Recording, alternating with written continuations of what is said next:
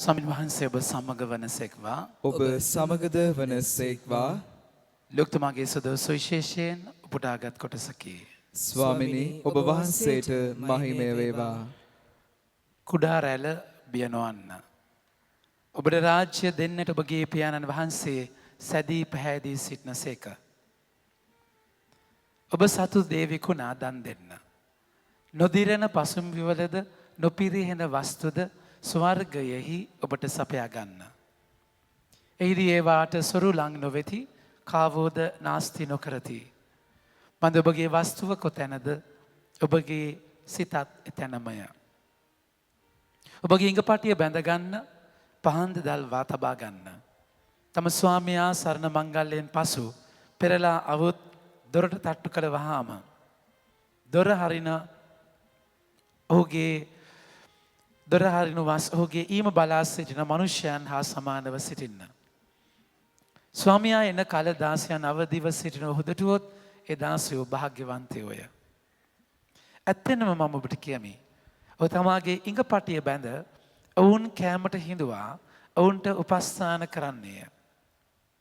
ඔහු දෙවන යාමේදී හෝ තුන්වන යාමේදී හෝ අවුත් එලෙසම දකින්නේ නම් ඒ දාසයෝ භාග්‍යවන්තයෝය. ඒත් සොරා කොයි පැයේදී එන්නේ දැයි ගෙදර ස්වාමියා දැන සිටියේ නම් ඔහු නොනිදාහිඳ තමාගේ ගෙය බිඳීමට ඉඩ නොදෙන බව දැනගන්න. එබැවින් ඔබත් සූදානම්ව සිටින්න. මෙසේ කියන්නේ ඔබ බලාපොරොත්තු නොවන පැයකදී මනුෂ්‍ය පුත්‍රයාණන් වඩින නිසාය. එයට පේදුරු කතා කරමින් ස්වාමිනී මේ උපමාව වදාරන්නේ අප උදෙසාද නැතහොත් සියල්ලන් උදෙසාදැයි උන්වහන්සේ නැසීය. එවිට සමිඳානන් වහන්සේ මෙසේ පිළිතුරු දුන්සේක. ඉදින් ස්වාමියා විසින් තම ගෙයි වැසියන්ට නියම වේලාවට ආහාර කොටස සපයන පිණිස ඔවුන් කෙරේ පත් කරනු ලබන විශ්වාසී සිහි නුවණ ඇති ගබඩාකාරයා කවරෙක්ද. ස්වාමියා කල යම් දාසයෙකු සිය සේවයේ සිටින ඔහු දුටුවොත් ඒ දාසයා භාග්‍යවන්තයෙක්ය. ඒ ස්වාමියා තමා සන්තක සියල්ල භාරව ඔහු පත් කරන්නේ යයි ඇත්තෙන්ම මම ඔබට කියමි. ඒ දාසයා මගේ ස්වාමියාගේ ඊම පමාවනු ඇතැයි සිතමින් දැසි දසුන්ට පහර දෙන්නටත් කාබී මත්වන්නටත් පටන් ගතහොත් ඔහු බලාපොරොත්තු නොවන දිනකදී නොදන්නා පැයකදී ඒ දාසයාගේ ස්වාමියා අවුත් ඔහුට දරුණු ලෙස දඬුවම් කොට අවිශ්වාසීන්ට නියම ඉරණම ඔහුටත් නියම කරන්නේය. ස්වාමියාගේ අදහස ලෙස දැනත් අදහස දැනත් ඒ අදහස පරිදි කටයුතු සංවිධානය නොකළාවුද ක්‍රියා නොකළාවුද දාසයා බොහෝ පහර ලබන්නේය. එහෙත් ඒ අදහස නොදැන පහර ලැබීමට නිසිදේ කළ අය ස්වල්ප වශයෙන් පහර ලබන්නෝය. යමකට බොහෝ දේ දෙන ලද්දේද ඔහුගෙන් බොහෝ දේ බලාපොරොත්තු වනු ලැබේ. යමකට බොහෝ දේ පවරන ලද්දේද ඔහුගෙන් ඊටත් වැඩියෙන් බලාපොරොත්තු වනු ලැබේ. ස්වාමින් වහන්සේගේ ජීවනදායක සුභාරංචිය නම් මෙසේය. ක්‍රිස්තුනි ඔබ වහන්සේට ප්‍රශංසා වේවා.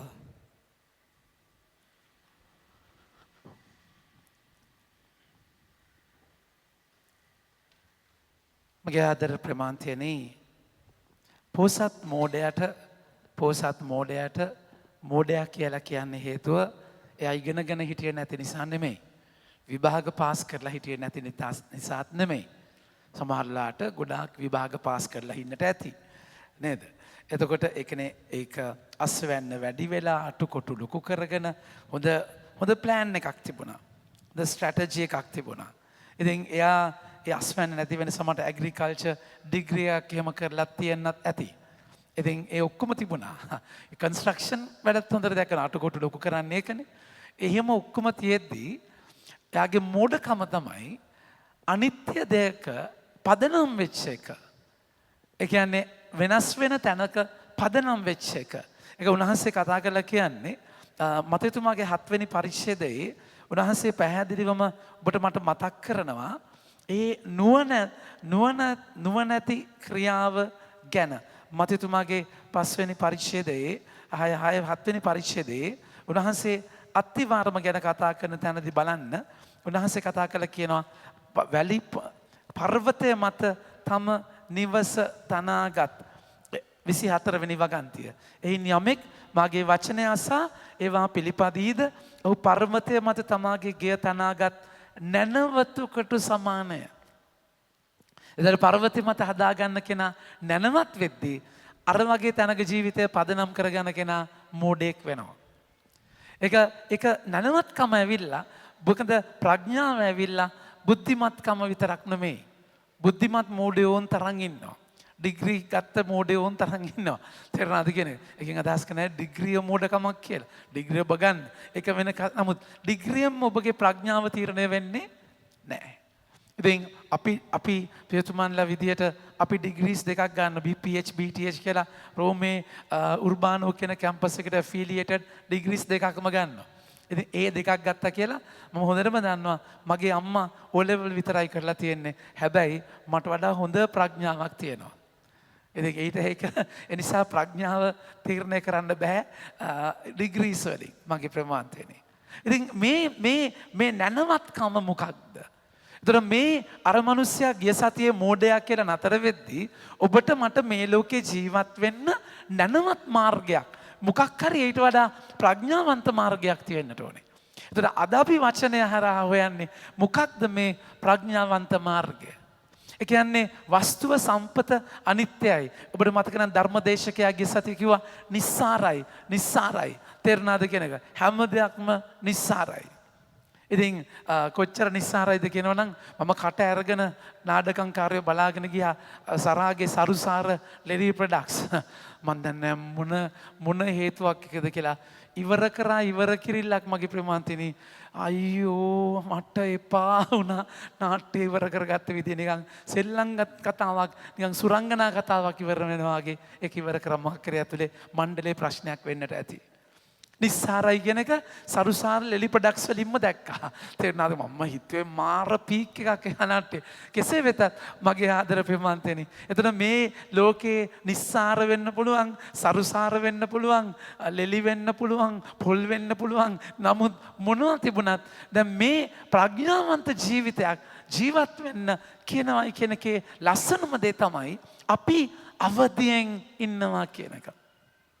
awareness අවදියෙන් ඉන්නවා. ජීවිතේ අවදිය.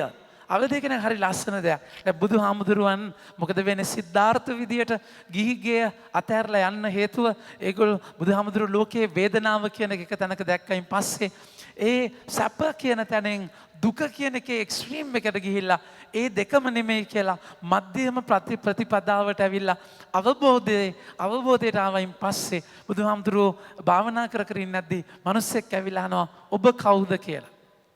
ඔබ මිනිස්සෙක්ද කියලා අහනවා. එතකොට කියනවා නැහැ කියලා. එහෙනම් ඔබ දෙවියෙක්ද කියලා අහනවා. එතකොට කියනවා ඒත් කියනවා නැහැ කියලා. එහෙනම් ඔබ කවුද? මම අවදිය කියලා කියනවා. මම අවදිය. ඒ කියන්නේ අවදි වෙච්ච ජීවිතයක්. enlightenment කියලා කියන අපි එකයි. මගේ ජීවිතයේ අපේ හැම තැනකදීම අවදියෙන්. ඒ කියන්නේ මම ඉන්නේ මොකක්ද කරන්නේ? අවදිය. ඒ අවදිය හරි වැදගත්. ජේසු දැනගත්තයින් පස්සේ ජේසු ආවේ උන්වහන්සේ ගාව ඉඳන් ජුවම්තුමාගේ 13 එක බලන්න උන්වහන්සේ ගාව ඉඳන් උන්වහන්සේ ආවා ආයි තාත්තා ගාවට යන්න ඕනේ. Taman මෙලොවින් ඉක්ුත්ව පියාණන් වහන්සේ වෙතට යාමේ නියමිත මොහොත පැමිණ තිබෙන බව පාස්කු මංගල්‍යයට පෙර ජේසුස් වහන්සේ දැනගත්සේක. ඒ කියන්නේ මම ආයි යන්න ඕන කියලා අවදියක්. ජීවිතේ මේ අවදිය හරි ලස්සනයි. අපි හැම දෙයක්ම මේ ලෝකේ අතහැරලා යන්න වෙනවා කියන අවදිය. අවබෝධය එක්ක ජීවත් වෙනවා කියද්දී දැන් ඒක හොඳට මතක තියාගන්න මේ කලකිරිච්ච ජීවිතයක් නෙමෙයි. ආපෝකම අනිත්‍යයි මුස්පේතු ඊයා කියලා පිළිකුල් භාවනා කර ඉන්නව නෙමෙයි. මම ජීවත් වෙන්න උන්වහන්සේ ආරාධනා කරන්නේ 1 තෙසලෝනික 5:16 උන්වහන්සේ කියන්නේ මොකක්ද? නිතරම ප්‍රීතිවන්න. නිතරම ප්‍රීතිවන්න. පිලිපිවරුන්ගේ 4 වෙනි පරිච්ඡේදයේ උන්වහන්සේ 4 වෙනි වගන්තිය මොකක්ද කියන්නේ? ප්‍රීතිවන්න. නැවතත් කියමි. නැවතත් ඔබට කියමි ප්‍රීතිවන්න. Rejoice and rejoice always. සම්විධානය තුළ නිතරම ප්‍රීතිවන්නයි නැවතත් කියමි. ඒතර ජීවිතයේ ඒ අවබෝධයත් එක්ක අවදියත් එක්ක ප්‍රීතියදී මොකක්ද? ඒ කියන්නේ මේ හැම දෙයක් අස්සෙම තේරුමක් තියෙනවා. ඒ තේරුම තියෙන්නේ ඒ දේ තුල නෙමෙයි. ඒ දෙයි එහා. දැන් අර මිනිස්සයා පොසත් මෝඩයට මොකද උනේ? එයා තේරුම හෙව්වේ අස්වැන්න තුල. අස්වැන්න වැඩි වෙලා අටකොටු වැඩි කරගෙන තේරනාද කියන එක. අටකොටු වැඩි කරගෙන ඊට පස්සේ මේ ඔක්කොම මේ ඉතුරු කරලා ඊට පස්සේ තව කොච්චර මගේ පිනක මහත තව අවුරුදු ගානකට මට මේකත් එක්ක ජීවත් වෙන්න පුළුවන්, මට නිවිහැනවිල්ලේ රෙස්ට් එකේ ෂැෆෑන් එකේ ඉන්න පුළුවන් කියන මෝඩ අවබෝධය. එයා ජීවිතේ පදනම් වුණේ එතන. මගේ ආදර ප්‍රේමන්තනි, එතනදී එයාගේ බලන්න සිකියුරිටි එකේ උනේ මොකක්ද? ආරක්ෂාව උනේ මොකක්ද? ඒ අස්වැන්න. ගොඩාක් වෙලාවට අපේ ජීවිතේ ආරක්ෂාව මොකක්ද? චූටි කාලේ නම් අපේ ආරක්ෂාව වෙන්නේ අපේ අම්මා තාත්තා. අපි බලා ගන්න, අපි ආදරය කරන තැන් මත අපි යැපෙනවා. ඒ ඇවිල්ලා කිහිරි කළු විතරයි. ඒ ඇවිල්ලා ගල් ප්ලාස්ටර් විතරයි. තේරුණාද කියන එක? ඒ ඇවිල්ලා ස්කැෆෝල්ඩින්ග්ස් නැත්නම් පලංචි විතරයි. ඒ ඇවිල්ලා කොන්ක්‍රීට් එක හයි වෙනකන් තියෙන ඒ ලෑලි ෆ්‍රේම් එක විතරයි. ඒ ෆ්‍රේම් එක ගලවන්න ඕනේ. ඔබ මම එතනින් එතර වෙන්න ඕනේ. එතර වෙලා යන්න ඕනේ මගේ ප්‍රමාන්තනේ. වැඩේ තියෙන්නේ අපි එතනින් එතර වීමක් නැහැ. අපි තව තව යැපෙනවා. මේ ලෝකේ තව තව රැඳෙනවා. ඒ යැපෙන තැන්වල මගේ ප්‍රමාන්තනේ. ඉතින් අනිත්‍ය වෙද්දී ඒ හැම දෙයක්ම වෙනස් වෙන තැන මම එහෙම තැනක යැපෙනවා කියන එක මහා අපරාධයක්. ඒකයි ස්වාමීන් වහන්සේ අද සුවිශේෂයේ ආරම්භයේදීම කතා කළා කියන්නේ. කුඩා රැළ බියනවන්න. ඔබට රාජ්‍ය දෙන්නට ඔබගේ පියාණන් වහන්සේ සැදී පැහැදී සිටසේක. පුංචි වුණාට ඔබ බය වෙන්න එපා. ඔබට රාජ්‍ය දෙන්නට ඔබේ තාත්තා, ජේසුස් කියන්නේ මගේ තාත්තා කියලා. ඔබේ තාත්තා සෞදානමෙන්. රාජ්‍ය මොකක්ද? මේ ලෝකේ රාජ්‍යයක් නෙමෙයි. මේ ලෝකේ රාජ්‍යයෙන් වැඩකුත් නැහැ. ඔක අරගෙන ඉල මරා ගන්න තමයි වෙන්නේ. ඊළ මේ ඡන්දෙන් දිනනවා, ඊළඟ ඡන්දෙන් පාර දිනනවා. ඊටසේ ඡන්දෙන් දාගෙන වෙන විකාර රූපී කරනවා. ඒ රාජ්‍ය දෙන්න බලාගෙන ඉන්නවා. ඒක බය වෙන්නට එපා. මේක අද දේශනාවේ අද වචනේ තීම් එකක් මගේ ප්‍රමාණය. බය. අර අනාර ඒ කියන්නේ අර මිනිස්සයා අටුකොටු ලොකු කරලා තව තියාගත්තේ. ඒ කියන්නේ යටි හිතේ සබ්කොන්ෂස් වල යට බයක් තියෙනවා. ඒ කියන්නේ මට එයා ඒකෙන් සිකියුරිටි එකක් ගත්තා. ඒ සිකියුරිටි ගන්නේ මේ ලෝකේ සිකියුරිටි එකෙන් නෙමෙයි. මේ ලෝකේ සිකියුරිටි කියන තැනින් තේරුමක් නැහැ. ඔබ ස්වාමීන් වහන්සේගේ වචනය තුලයි ඒ සිකියුරිටි එක. ස්වාමීන් වහන්සේගේ වචනය තුලයි මම ඉන්නේ. මගේ ආදර ප්‍රේමන්තනි, ඒ වචනය තුල ඉති ඔබට ආරක්ෂාවක් තියෙනවා. මේ ලෝකේ තලයල නෙමෙයි. ඒතර ඔබගේ පඩිය, ඔබගේ ඉඩකඩම්, යාන වාහන, වස්තුව, සේවිංස්, ඉතුරු කරගත්ත දේවල්, ඒතර ඔබගේ FD මේ ඔක්කොම හොඳයි.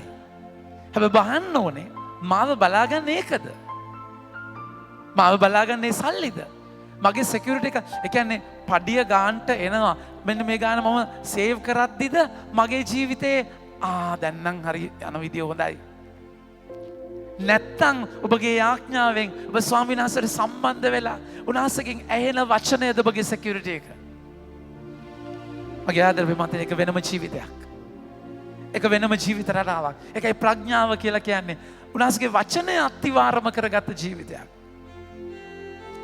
උන්වහන්සේ අද පළවෙනි කියවීමේ කතා කරලා කියනවා බලන්න. උන්වහන්සේ පළවෙනි කීම කතා කරලා කියනවා ඇදහිල්ල තුල ඉන්න කෙනා සහ ඇදහිල්ලෙන් පිට ඉන්න කෙනා අතර වෙනස. අපගේ පියවරුන්ට ඒ රාත්‍රියේදී ගැන කල් තියා දන්වන ලදී. මොන රාත්‍රිය ගැනද?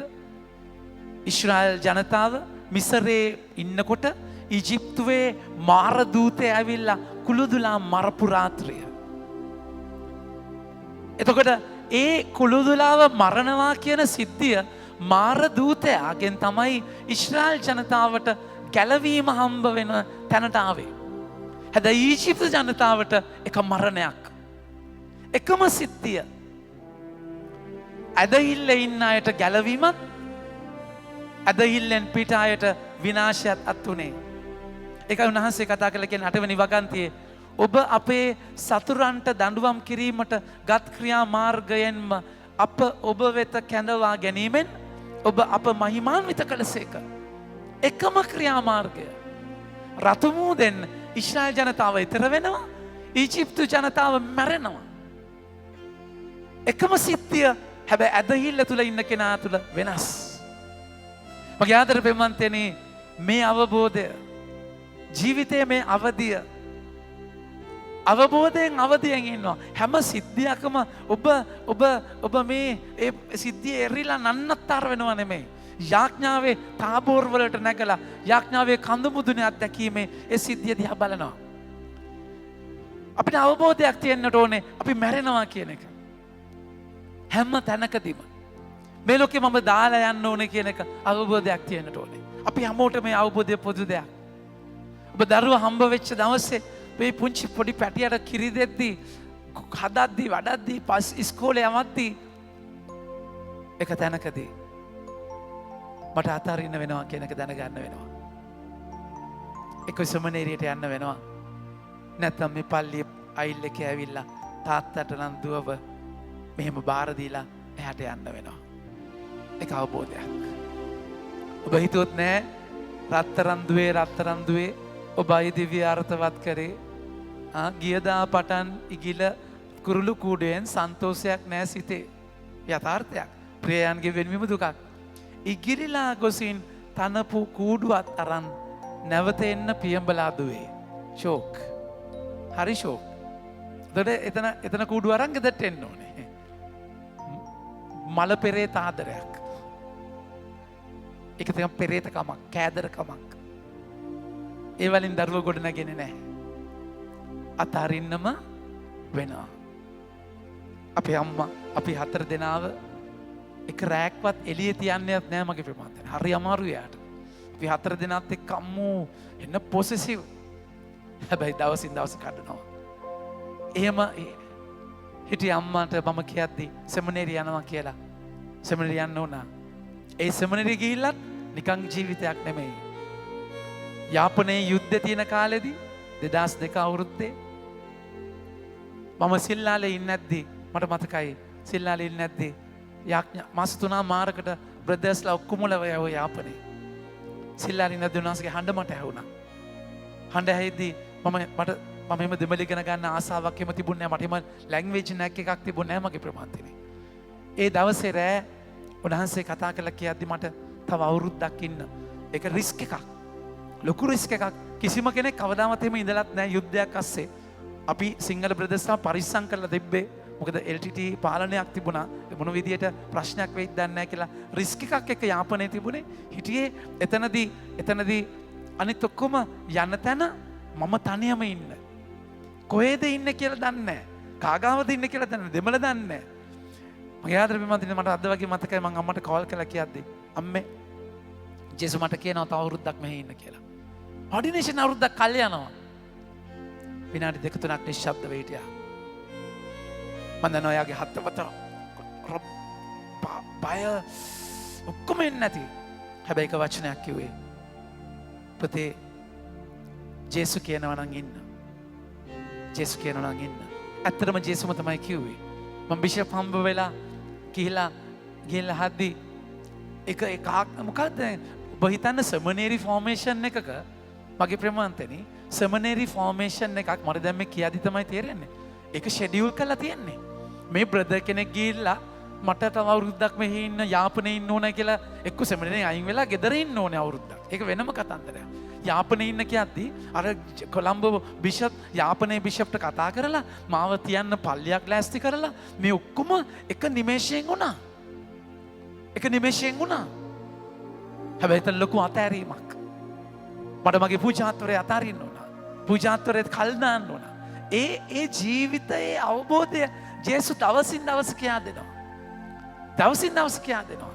ඒක ලස්සන අත්දැකීමක්. ඒ කියන්නේ ඒක මම මීසමට ග්‍රෑන්ඩ් පාස් එන මීසමට එන පළවෙනි දවසේ මම අවබෝධ කරගන්න ඕනේ දවසක මම මෙතනින් යන්න වෙනවා. යන්න වෙනවා කියලා මෙතන වැඩ කරන්න නැතුව හිටියේ නෑනේ.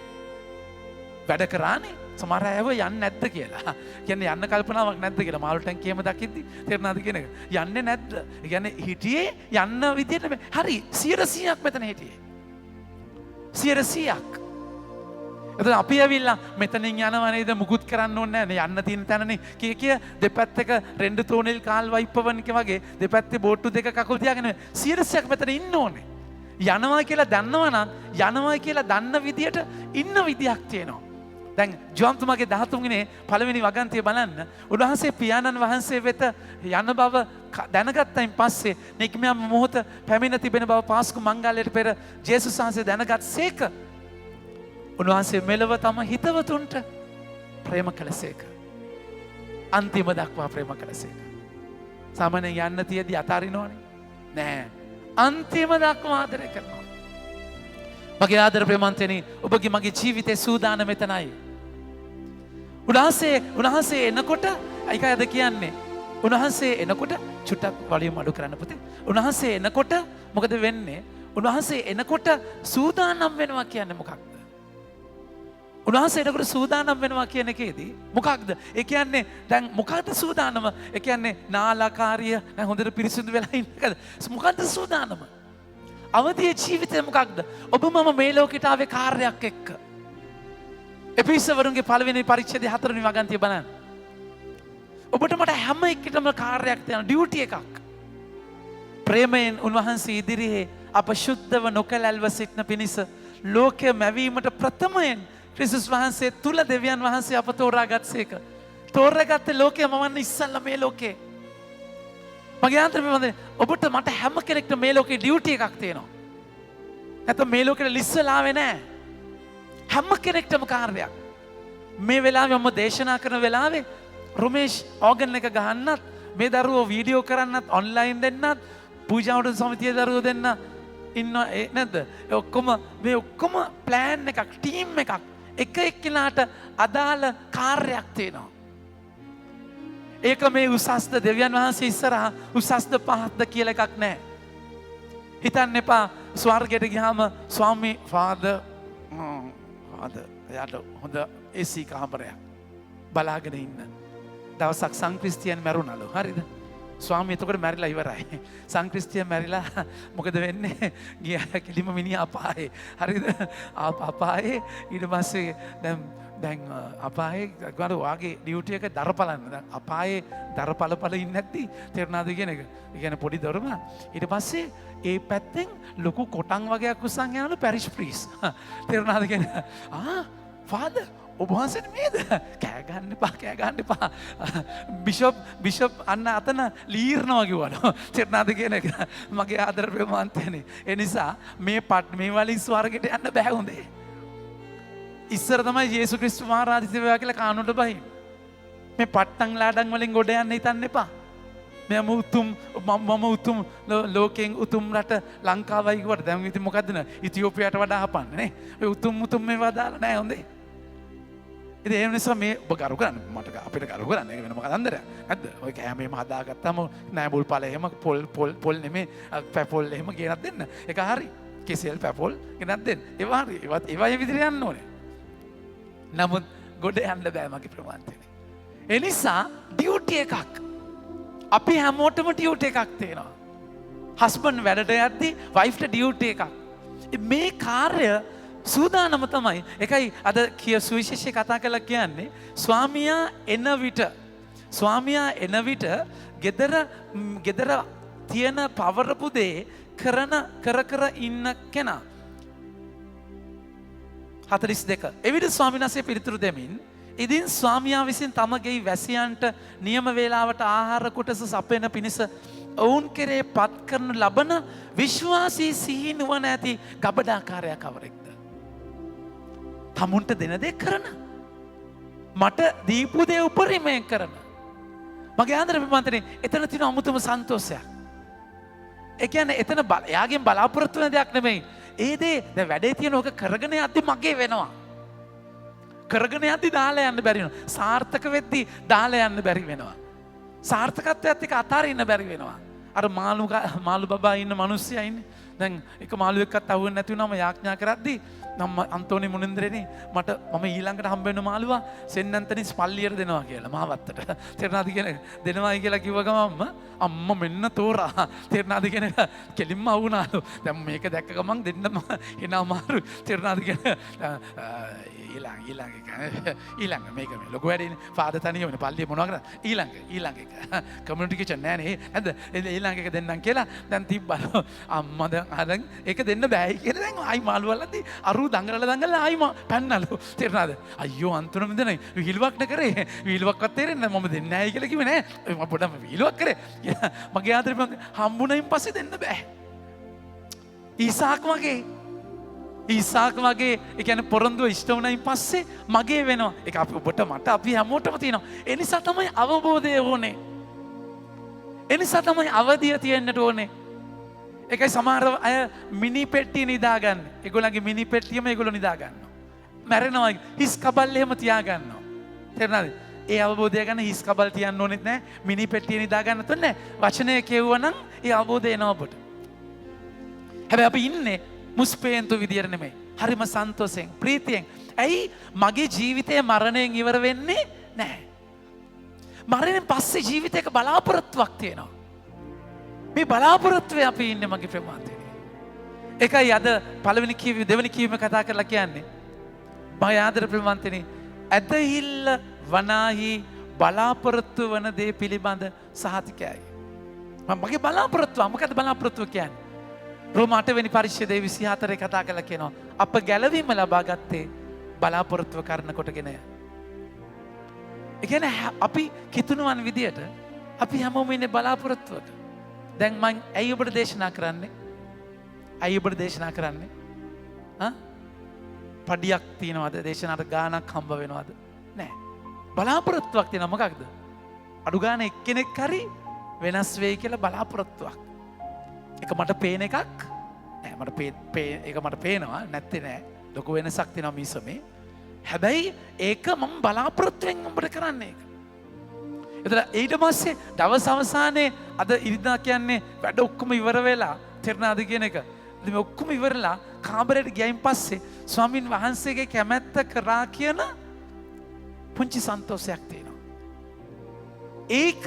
ඒක තමයි ජීවත් වෙන්නේ. ඒතර අපි ගැලවීම ලබා ගත්තේ හැමතිස්සෙම මගේ ජීවිතේ මිස්ටේක් එකක් වුණත් බලාපොරොත්තුව අතහැරුණොත් ස්වාමීන් වහන්සේ මට සමාව දීලා මට සදාතනික ජීවිතයක් තියෙනවා කියන බලාපොරොත්තුව. ඒක උන්වහන්සේ කතා කරලා කියන්නේ මතිතුමාගේ 5 වෙනි පරිච්ඡේදයේ 1 වෙනි වගන්තියේ සිට මගේ ප්‍රමාන්තේනේ.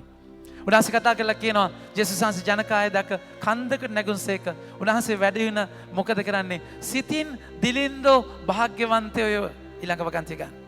ඊට පස්සේ තියෙනවා. බැගෑ සිතින් දෙව් සරණ පතන්නෝ භාග්‍යවන්තයෝය ස්වර්ග රාජ්‍ය ඔවුන්ගේය. දැන් බැගෑ සිතින් ඉන්නේ ඔවුන්ගේ ලේට පසුව බලාපොරොත්තුවක ඉන්නේ. නිර්මල සිත් ඇත්තෝ 8 වෙනි වගන්තිය. නිර්මල සිත් ඇත්තෝ භාග්‍යවන්තයෝය ඔවුන් දෙවියන් වහන්සේ දකින්නෝය. දැන් නිර්මල පිරිසිදු වෙන කට්ටක් කන්න වෙනවා, පිච්චෙන්න වෙනවා, සේදෙන්න වෙනවා. දෙවියන් දකින්නවා ලේට පසුව. ඉතින් ඔබ මම ඉන්නේ බලාපොරොත්තුවක. ඒක අප ගැලවීම ලබා ගත්තේ බලාපොරොත්තුව කරන කොටගෙන. පෙනෙන දේ ගැන බලාපොරොත්තුවක් නොවේ. රෝම 8:24. පෙනෙන දේ ගැන බලාපොරොත්තුවක් නොවේ. පෙනෙන දෙයක් ගැන බලාපොරොත්තු වන්නේ කුමකටද? ඒත් අපි නොපෙනෙන දෙයක් ගැන බලාපොරොත්තු වෙමු නම් එය ඉවසිල්ලෙන් යුතුව බලා සිටින්නෙමු. සොක්‍රටිස් ඕන කමින්ම බැන්දේ එන කේන්ති යන වයිෆ් කෙනෙක්ව. තේරෙනවද? එයාට ඕන ඉවසීම ප්‍රගුණ කරන්න. තේරෙනවද කියන එක? ඉවසීම ප්‍රගුණ කරන්න නිසා නම්මෝ එන සැර කොච්චි වගේ ඔබගේ හස්බන්ඩ්ුත් එහෙමත් දන්නේ නැහැ නේ. මම ඉවසීම ප්‍රගුණ කරන්න දන්නේ නැහැ ඔබ විවාහ කරගත්තේ. කෙසේ වෙතත් දැන් සොක්‍රටිස් ඉදලියේ මිදුලට වෙලා කට්ටියත් එක්ක කතා කර ඉන්නේ නැද්දි වයිෆ් ආවලු. හරිද? මම දැන් කිව්වනේ එක පාරක් ගෙදර නෝ කිව්වා.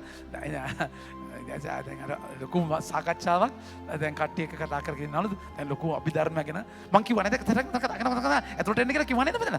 ඊට පස්සේ දැන් කමන්නේ දැන් අරකේ සොක්‍රටිස් ඉතින් එතනම ඉන්නේ. ඊට පස්සේ මොකද වෙන්නේ? අම්මා තුන්වෙනි පාර කිව්වලු. ඊට පස්සේ එන වතුර බාල්දියක් අරගෙන චබෝස් ගාලා ගැව්වලු ඉඳුල් පිටින්ම. දැන් වතුර පිරෙන බේරනවලු. සොක්‍රටිස් කළු ඉතින් ගොරවලා වහින්න එපැයි. මම බලාපොරොත්තු වෙලා තමයි හිටියේ කියලා. නැත්ද මගේ ආදර පෙම්වන්තිනි. එතකොට ඒ කියන්නේ ගොරවද්දි අකුණු ගහද්දි ඔබ මම බලාපොරොත්තු වෙනවා. ඒ වගේ වතුර එකක් නෙමෙයි. නමුත් බලාපොරොත්තු වෙනවා. ජීවත් වෙන්නේ බලාපොරොත්තුව. පේන දේ ගැන බලාපොරොත්තුව නෙමෙයි. නොපෙනෙන දෙයක් ගැන බලාපොරොත්තු වෙනවා. මගේ ආදර පෙම්වන්තිනි, ඒ නොපෙනෙන දේ ගැන බලාපොරොත්තුව හරියට ගොවියා මේ අස්වැන්න පුලව කොටලා හැම දෙයක්ම වපුරලා ස්වාමීන් ඒ ඇදහිල්ලෙන් බලාගෙන ඉන්නවා වගේ.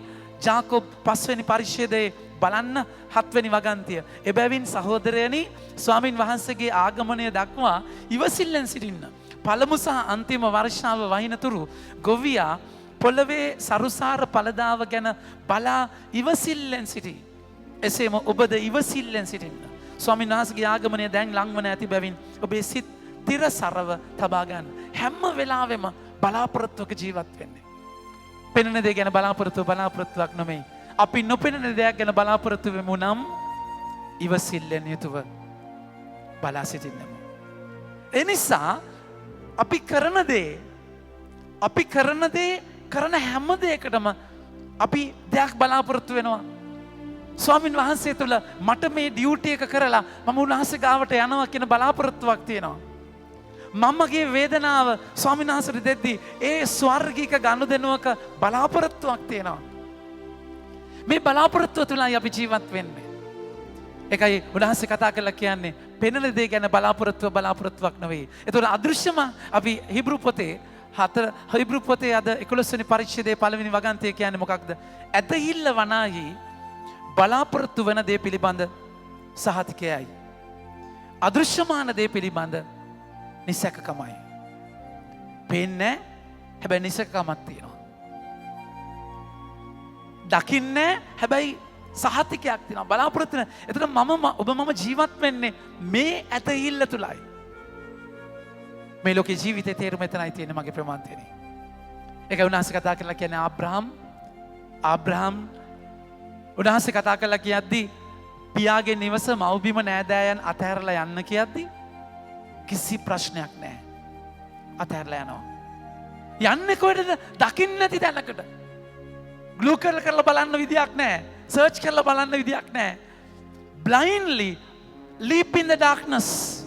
අන්ධකාරය ගන්න පියවරක් වචනය අහලා. ඇදහිල්ල එන්නේ වචනයත් එක්ක මගේ ප්‍රේමවන්තයනි. ඒකයි උන්වහන්සේ රෝමවරුන්ගේ 10 වෙනි පරිච්ඡේදයේ 17 වෙනි වගන්තිය කියන්නේ ඇදහිල්ල ඇතිවන්නේ පණිවිඩය ඇසීමෙනි, පණිවිඩය ඇතිවන්නේ ක්‍රිස්තුස් වහන්සේ ගැන දෙසීමෙනි. වචනේ ඉන්න කෙනෙක් ඒ වචනේ දෙමුවත් කඩුවක් වගේ සිතේ සිතුවිලි අරමුණු විමසනවා. එතන මම ඇලිච්ච තැන ආත්මය ප්‍රාණවායුව වෙන් කරනවා. සංදි ඇටමදලින් වෙන් කරනවා. වචනේ ඉන්න කෙනා මේ ලෝකයට ඇලෙන්නේ නැහැ. එතනින් අපි ගැලවෙනවා. ගැලවෙනවා කියලා කියන්නේ ආදරය කරන්නේ නැත්තේ නෑ. ආදරය කරනවා. හැබැයි මට මගේ නොවන ආදරයක්. මගේ කරගන්නේ නැතුව මං ආදරය කරනවා. මම මේ ලෝකෙට ආවේ දේ කරන්න. අවසානයේ දක්වා රිදෙනකන් ආදරය කරනවා. හැබැයි කිසි දෙයක් බලාපොරොත්තු වෙන්නේ නැහැ. අපි ඇත්තටම ආදරය කියලා කියන්නේ මම ආදර ප්‍රේමන්තනේ මම එයාට ආදරය කරද්දී දැනෙන ෆීලිං එකක් මට තියෙනවා. එයාට ආදරය කරද්දී මට අමුතුම දෙයක් දැනෙනවා. I love that feeling. මම මේ ආදරය කරන හැඟීමට ආසයි. දැන් මම කියනවා මගේ පණ ඔයා, මගේ වස්තුව අනේ අම්මෝ ඔයා නැතුව මට බෑ. Exactly. ඔයා නැතුව මට බෑ. තේරෙනවද කියන්නේ? ඒ නිසා ඔයා කොහමරි ඉන්න මට ඕනේ. නැද්ද? අපි හිතන්නේ මේක මාර ලස්සන ආදරේ වචනයක් කියලා. ඔයා නැතුව මට බෑනේ. මම නැතුව මම නැතුව කොහමරි වාටත් බැරි වෙන්න ඕනේ. නැද්ද? එන යැපෙන තැනක කූඩැල්ලෝ වගේ. attachment කියන්නේ කූඩැල්ලෙක් වගේ. පරපෝෂිත ජීවිත. යැපෙනවා, සක් කරනවා. ඒ කියන්නේ ඒක ලේ උරා බෝලා පර පිළිලයක් වගේ ඇඟ ගහේ ඇලිලා එතනින් සාරේ උරා බොනවා. කනෙක්ෂන් එක කියන්නේ attachment එකක් නෙමෙයි. කනෙක්ෂන් එකෙන් බලය ලැබෙනවා වගේ ප්‍රමාණ. අත්ත මිදි වැලට සම්බන්ධ වෙනවා වගේ බලය ලැබෙනවා. ඒ දෙක එකක් වෙනවා. පිළිලයක් කවදාවත් කනෙක්ෂන් එකක් නෙමෙයි. ඒක ඇවිල්ලා ඇටැච්මන්ට් එකක්. ජීවිතේ ඇටැච්මන්ට් එක හරි ලස්සනයි. ඇඟට පතර දැනෙනවා. හැබැයි ඒ ඇටැච්මන්ට් එක ඔබව මහා වේදනාවකට අරගෙන යනවා. නමුත් ඔබ කනෙක්ට් වෙද්දී ස්වාමින් වහන්සේට. ඔබ කනෙක්ට් වෙන්නේ ස්වාමින් වහන්සේටයි. ඒ කනෙක්ෂන් අපි එකිනෙකාට කනෙක්ටඩ්. අපි එක්කෙනාකට ආදරය කරනවා. අපි මේ එක්ටම් ගෙදරක අම්මෝ හැම වේදනාවක්ම දුකක්, හැම බැඳීමක්ම දුකක්, ප්‍රියයන්ගේ වෙන්වීම දුකක්. ඒ නිසා මම කිසිම කෙනෙක් අම්මෝ බලන්නෙත් නැහැ, මුණ බලන්නේ නැහැ, පාර යන්නෙත් මුද්දේ ගලලා වැටුණා වගේ කිසිම සම්බන්ධයක් නැහැ, කෝල් එකක් නැහැ, කන්ටැක්ට්ස් නැහැ. නෑ, එහෙම එකක් නෙමෙයි. එහෙම තැනක් නෙමෙයි. ඔබ මම ජීවත් වෙන්න. හැබැයි ස්වාමීන් වහන්සේට දෙන කනෙක්ෂන් එකත් එක්ක. ඒ කනෙක්ෂන් එකේදී මොකද වෙන්නේ? මගේ ආදර ප්‍රේමන්තයනේ. එතකොට අපි ජීවිතයේ යනවා කියලා දැනගෙන යන්න තියනවා කියලා අවබෝධයත් එක්ක ආදරය කරනවා. අල්ල ගන්නවා නෙමෙයි. මගේ කර ගන්නවා නෙමෙයි. ආදරය කරනවා. ඒ මොකද ඔබ මම ආවේ එතනටයි. ඒ නිසා ඒ අවබෝධය තුළ මගේ ප්‍රේමන්තරි උන්වහන්සේ කතා කළා කියනවා.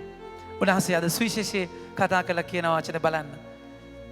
ඔබගේ පියාණන් වහන්සේ සැදී පැහැදී සිටිනසේක. 33. ඔබ සතු දේ විකුණා දන් දෙන්න. නොදිරන පසුම්බිවලද නොපිරිහෙන වස්තුද ස්වර්ගය ඔබට සපයා ගන්න. එහිදී ඒවට සොරු ලං නොවෙති, කාවද නාසි නොකරති. මන්ද ඔබ මේ වස්තුව කොතැනද? ඔබගේ සිතත් එතැනයි. අපි පෙරේත වෙද්දී, අපි ඇටැච් වෙද්දී, අපි මගේ කරගද්දී මේ ලෝකයේ මම ජීවත් වෙන්නේ මෙතන. මම දන්නේ එයා නැති වුණොත් මට කොහොම ඉන්න වෙයිද කියලා. මම දන්නේ එතන නැති වුණොත් ඒක මෙව වුණොත් මගේ ජීවිතේ ඉවරයි. එහෙම නන්නත්තර වෙයි. ඔබගේ වස්තුව කියන්නේ පුද්ගලයෙක්. ඒ ඔබගේ වස්තුව දෙයක්. ඔබගේ වස්තුව අර බිස්නස් එක, අර ඉන්ට්‍රස්ට් එක, ඔබගේ වස්තුව වෙලා තියෙන එතන. ඔබගේ සිත තියෙන එතන. මුළු වෙලාවෙ හිතන්නේ එතන. අපරාධයක් මගේ ප්‍රේමන්තනේ. එනිසා උන්වහන්සේ කතා කරලා කියනවා ඔබගේ ඉඟපටිය බැඳ ගන්න. මේ ලෝකේ ඉන්න ඕන විදිය. ඒ ඉඟපටිය බඳිනවා කියද්දී මේක ලික්මයාම පොතේ 12 අපි දකිනවා ඊශ්‍රායල් ජනතාව රතමුදෙන් එතර යන්න මිසරයේ එතර වෙන තැනදී එයාලට කිව්වා පාස්කුවේ ලහියේ අනුභව කරන්න ඉඟපටිය බැඳ ගන්න. ඒ කියන්නේ ගමනකට සූදානම් වෙන්න. හැමතිස්සෙම මේ සූදානම තියෙන්නට ඕනේ. හැම වෙලාවෙම ඉඟපටිය බඳ ගන්නවා කියන්නේ එකයි. මම ලෑස්ති වෙලා ඉන්නට ඕනේ. ඒක මගේ ආදර ප්‍රේමන්තනේ පොසත් මෝඩයට කිව්වා අද රාත්‍රියේ ඔබ ගන්නවා කියලා. එහෙම අපිට කියන එකක් නැහැ. හැම වෙලාවකම ලෑස්තියක්. ඒ කියන්නේ ලෑස්තිය කියලා කියන්නේ දැන් ඔන්න ඒ කියන්නේ දැන් පාර දිහා බලාගෙන ඉන්නව නෙමෙයි. ලෑස්තිය මොකක්ද? සෙන්ට් අලෝෂියස් දෙව්සත්තල් දරුවන්ගේ නාම සාන්තුවරයා. උන්වහන්සේ පුංචි අවුරුදු 14ක විතර තරුවෙන් පුංචි යෞවන වයසේ ඉන්න කාලේ පියතුමා අහනවා තව පැය කාලෙකින් ලෝකය විනාශ වෙනවා නම් මොනවද කරන්නේ? ළමයි කියන මම දුවනවා කොමිසම් කරනවා පල්ලියට යනවා අර ඒකන ඔක්කොම දුවද්දි සෙන්ට් අලෝෂියස් කියනවා ෆාදර් මම ග්‍රවුන්ඩ් එකේ සෙල්ලම් කර ඉන්නවා නම් මම සෙල්ලම් කර ඉන්නවා. මම ස්ටඩි හෝල් එකේ ඉන්නවා නම් ස්ටඩි හෝල් එකේ ඉන්නවා. මම රෙදි හොදවද ඉන්නවා නම් රෙදි හොදවද ඉන්නවා. ඒක තමයි හොඳම සූදානම. මට දැන් කරන්න තියෙන දේ උපරිමයෙන් කරන එක. මට දැන් මොකක්ද කරන්න තියෙන්නේ? තේරෙනවද කියන එක. ඒක උපරිමයෙන් කරන්න. එතකොට ජේසු එනකොට මට ඩබල් ලයිෆ් එකක් නැහැ. ස්වාමියා එනකොට මට වෙන ජීවිතයක් නැහැ. මම උන්වහන්සේගේ කැමැත්ත තමයි කරලා තියෙන්නේ. එතකොට මට හංග ගන්න වහ ගන්න දෙයක් නැහැ. හරි නිදහස්. ඒ සූදානම හරි නිදහස් තැනක් මගේ ප්‍රේමවන්තයනේ. එනිසා උන්වහන්සේ කතා කරලා තියෙනවා ඔබට මට මේ ලෝකයට පවරපු දේවල් තියෙනවා. මේ ලෝකේ බොන්න පවරපු දේවල් අවසානයේ ගමු. 47 සිය ස්වාමියාගේ අදහස දැනගෙනත් ඒ අදහස පරිදි කටයුතු සංවිධානය නොකළා වූද ක්‍රියා නොකළා වූද දාසයා බොහෝ පාර ලබන්නේ. ඔබට මට අවබෝධය තියෙනවා නම් වචනය අහලා ඔබ දහම් පාසල් වල ඉගෙනගෙන දේශනා අහලා ඔබට අවබෝධය තියෙනවා මගේ තාත්තගේ කැමැත්තක් තියෙනවා මම කරන්න ඕනේ. හැබැයි ඒක දැනගෙනත් මම ඒක කරන්නේ නැත්තම් බොහෝ පහර ලබනවා. ඔබගේ දඬුවම භයානකයි. හැබැයි වචනේ කියනවා බලන්න. ඒ අදහස නොදැන පහර ලැබීමට නිසිදේ කළ අය ස්වල්ප වශයෙන් පහර ලබන්න ඕය. දන්නේ නැහැ. හැබැයි මම වරදක් කරලා තියෙන්නේ. නොදැනුවත් කමින් කරපු වරදක්. එතකොට පහර ස්වල්පයයි. එනිසා ඔබ කම්පෙයා කරන්න බෑ ඔබට ඔබගේ ජීවිතේ වෙන කාටත් එක්ක. වැඩියෙන් යමෙකුට බොහෝ දේ දෙන ලද්දේද ඔහුගෙන් බොහෝ දේ බලාපොරොත්තු වෙනු ලැබේ. මගේ ආදරපෙවන්තයනි, කවදාවත් ඔබ කම්ෆර්ටබල් වෙන්න එපා. දැන් නම් මම හරි ට්‍රැක් එකේ. දැන් නම් මට වෙන කරන්න දෙයක් මම හරි නෑ. ඒක තමයි භයානකම තැන. වෙන කෙනෙක් දිහා බලලා ඔබගේ ජීවිතේ මැනගන්න එපා. වෙන කෙනෙක්ගෙන් ඔබගේ ජීවිතේ මෙනින්ම නෙමෙයි. ස්වාමීන් වහන්සේ සර්ව සම්පූර්ණ වෙනවාසේ සර්ව සම්පූර්ණ වෙන්න. ඔබට දීලා තියෙන දේත් එක තමයි විනිශ්චය වෙන්නේ. සමහරවිට පාපුච්චාරණේ දන ගහලා හැම පාපයක්ම කියද්දි සමහර බරපතල පව් කියද්දි මට හැමතිස්සෙම හිතන දෙයක් තමයි ඒ මනුස්සයා මට වඩා ගොඩාක් හොඳයි. ගොඩාක් හොඳයි. මගේ පසුබිම එයාට තිබුණා නම්, මගේ දෙමව්පියෝ එයාට හිටියා නම්, මගේ පාසල මට ආදපු දේශනා මම ආපු මේ සෙමිනරි ෆෝමේෂන් එක එයාට තිබුණා නම්, මම කියවපු පොතපතයක් කියවලා තිබුණා නම් එයාද ශුද්ධවන්තයෙක්. මම තාම මෙතන ඉන්නේ. මගේ ආදරපෙවන්තයනි. ඒක නිසා හැමතිස්සෙම ඒක මතක තියාගන්න. ඔබට දීලා තියෙනවා නම් වැඩිපුර බලාපොරොත්තු වෙනවා. තව කෙනෙක්ට එච්චර දීලා නැහැ. සමහරට අර බීලා පාරේ වැටලා ඉන්න මිනිස්සයාට එච්චර දීලා නැහැ. එච්චර දීලා නැහැ. ඒතර එයාගේ මනින මිම්ම වෙනස්. ඒක සෙන්ට් ඉග්නේෂියස් කියන්නේ පාරේ බීපු මිනිස්සෙක් කානුවේ වැටලා ඉන්නේ නැද්දි එයා හැමෝම නාය වාගෙන පැත්තකින් යද්දි සෙන්ට් ඉග්නේෂියස් එනට ගිහලා නතර වෙලා කියනවා if not for grace I should be there. උන්වහන්සේගේ වරප්‍රසාදේ නොතිබෙන්න මම ඒ වගේ කරනක. ඒ නිසා කවදාවත් ජජ් කරන්න එපා මගේ ප්‍රමාන්තේ. ඔබ අනිත් අය මනින මිම්මෙන් ඔබට මනලා දෙන්නේ. මතක තියාගන්න.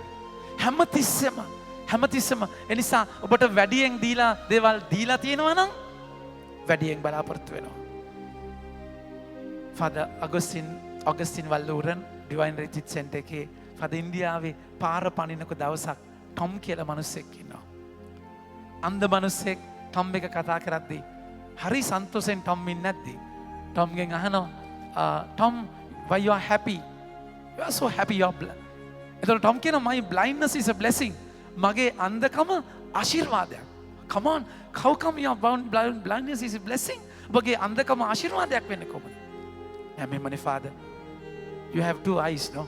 ඔබට ඇස් දෙකක් තියෙනවා නේ. ෆාදර් ඔගස්ටින්ගේ ඇස් දෙක ටික ලොකුයි. මුට්ටකන්. මොකද වෙන්නේ? ඔව් ලොකු ඇස් දෙකක් තියෙනවා. ලෝක අවසානයේ මරුණයින් පස්සේ දෙවියන් වහන්සේ ඔයාගෙන් අහනවා ෆාදර් ඔයාට මම ඇස් දෙකක් දීලා තියෙනවා මොනවද කරේ කියලා. උන්වහන්සේ මගෙන් අහන්නේ මට ඇස් දෙකක් නැහැ. වග කියන්න වෙනවා. my blindness is a blessing. හැබැයි උන්වහන්සේ මගෙන් අහනවා මම ඔබට අන්ධ බව දුන්නා මොකද කරේ කියලා. මට කියන්න උත්තරයක් තියෙනවා ෆාදර්. ඒක මම hina වෙවි යන්නේ. දැන් මිනිස්සු මාව දැක්කහම අහනවා මේ මිනිස්සයා අන්ධත් වෙලා මෙච්චර hina වෙනවා. අපි මේ ඇස් දෙකක් පේන ඔක්කොම තියෙනවා. අපි මේ මුස්පේන්තු වගේ ඉන්නවා කියලා. That's my sermon. මට දෙවියන් වහන්සේට උත්තරයක් තියෙනවා. My blindness is a blessing. කෙනෙක්ට වැඩියෙන් දීලා තියෙනවා නම් වැඩියෙන් බලාපොරොත්තු වෙලා තියෙනවා. අවසානයේ කියනවා බලන්න. කෙනෙකුට යමෙකුට බොහෝ දේ පවරන ලද්දේද ඔහුගෙන් ඊටත් වඩා බලාපොරොත්තු වෙනු ලැබේ. පුතේ එන්න ෆාදර් ගාවට එන්න. දැන් පුතාට දීලා තියෙනවා මොකක්ද? පුතාට දීලා තියෙනවා ඇස් කන් නාසය තේරෙනවද ඔක්කොම දීලා තියෙනවා. දෙවියන් වහන්සේ බලාපොරොත්තු වෙනවා දෙයක්. හැබැයි පවරනවා කියන්නේ මොකක්ද? පවරනවා කියන්නේ එයාට මම දෙයක් බාර දෙනවා. සිමොන් අන්න හැමට වඩා ඔබ මට ආදරෙයිද? එහෙනම් මගේ බැටළු පැටවන්න පෝෂණය කරන්න. පවර ඔබගේ විවාහය, ඔබගේ දරුවන්, මට මගේ මීසම මට පවරපු දේ. පවරපු බලන්න යමක් පවරන ලද්දේද ඔහුගෙන් ඊටත් වැඩියෙන් බලාපොරොත්තු වෙනු ලැබේ. එනිසා මගේ ආදරපෙමන්තිනි මේ ලෝකේ ජීවත් වෙන්න ඕනේ. ඒ වගකීම ඔලුවේ තියාගෙන. හැබැයි මගේ කරගන්න නැතුව ආදරය කරන තැනක මට අයිති නැහැ කියන එක ඇතුළෙන්ම අයිති කරගෙන මට අයිති ඔබ වහන්සේව විතරයි. යෙසායා 9:29 කියනවා මනාලිය අයිති මනාලයාට මනාලයා ළඟ සිට ඔහුට සවන් දෙන ඔහුගේ මිත්‍රයා මලාලගේ කටහඬ අසා අතිශයෙන් ප්‍රමිත වෙයි. මේ මගේ ප්‍රීතිය පිරී ඇත්තේ බැවිනි. මට සතුට තියෙන්නේ ඒ දේ පුද්ගලයාගෙන් නෙමෙයි මගේ ස්වාමින් වහන්සේත් තියෙන කනෙක්ෂන් එකෙන්. ඒ සතුටෙන් ප්‍රීති වෙන්න. ස්වාමීන් වහන්සේ කොයි වෙලාවෙ දෙන්නේ ඒක මට වැඩක් නැහැ. හැම වෙලාවෙම සූදානම්ෙන් ඉන්න, බලාපොරොත්තුවෙන් ඉන්න. උන්වහන්සේ එනවාමයි. මගේ ජීවිතේ මම මට කිරුල අවශ්‍ය කිරුල මම දරනවාමයි. ඒ දිනුම් කනුව කරා මම දුවනවාමයි. ඒ සඳහා මම වීරය වඩනවා, මම කැප කරනවා, මම කැප වෙනවා කියන අත්දැකීමත් එක්ක මේ ලෝකයේ වස්තුවට සේවය කරන්නේ නැතුව වස්තුව ඔබගේ සේවයට පාවිච්චි කරන නිදහසකට යන්න වචනය ආරාධනා කරනවා. ආමෙන්.